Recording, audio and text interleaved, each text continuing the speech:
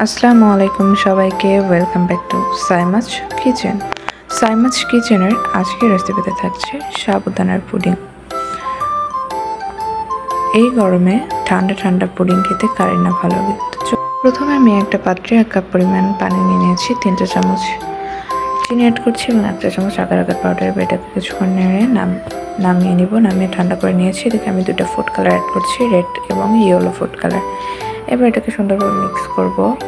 এবার আমি কালারটাকে দুটার সাথে মিশ্রণের সাথে সুন্দরভাবে মিক্স করে নিয়েছি।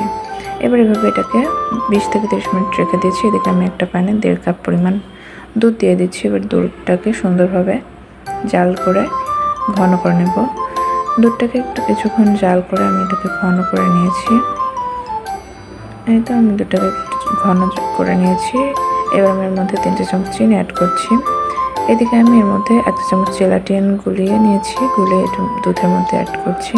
এবার এদিকে আমি সাবুদানাগুলোকে সুন্দরভাবে সিদ্ধ করে রেখেছিলাম। এবার দুধটাকে সুন্দরভাবে জাল করে নামিয়ে নিয়েছি। এবার আমি আগে থেকে যে জেলিটাকে জমতে দিয়েছিলাম সেটাকে বের করে নিয়েছি। এই তো দেখুন আমার জেলিটা কত সুন্দরভাবে জমে গিয়েছে। মাশাআল্লাহ, আমার দুইটা জেলি অনেক সুন্দরভাবে জমে গিয়েছে। আপনারা চাইলে জেলিটা অ্যাভয়েড করতে পারেন, কিন্তু জেলি দিলে ডেজার্টেরটা অনেক সুন্দর আসে, এই জন্য আর কি জেলিটা দেওয়া। এবার আমি জেলগুলোকে যে পাত্রে জমাবো সেই পাত্রে আমি দিয়ে দিচ্ছি।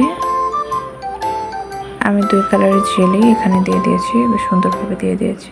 এবার আমি আগে থেকে যে দুধের মিশ্রণের মধ্যে সাবুদানাটাকে দিয়ে দিয়েছিলাম সেটা এটার মধ্যে দিয়ে দিয়েছি। এবার এটাকে নেড়ে চেড়ে একটু জেলগুলোকে একটু সেট করে নিচ্ছি। এই তো আমি জেলগুলোকে সুন্দরভাবে সেট করে নিয়েছি। এবার এটাকে আমি 1 ঘন্টা মতো রেখে দিয়েছি নর্মাল ফ্রিজে। এই তো 1 ঘন্টা পর ফিরে আসছি। এই তো দেখুন মাশাআল্লাহ আমার ডেজার্টটা কত সুন্দরভাবে জমে গিয়েছে এবং পারফেক্ট হয়েছে। রেসিপিটা ভালো লাগলে একটা লাইক করবেন, কমেন্ট করবেন। নতুন নতুন ভিডিও পেতে আমাদের চ্যানেলটি অবশ্যই সাবস্ক্রাইব করবেন। আল্লাহ হাফেজ সবাইকে।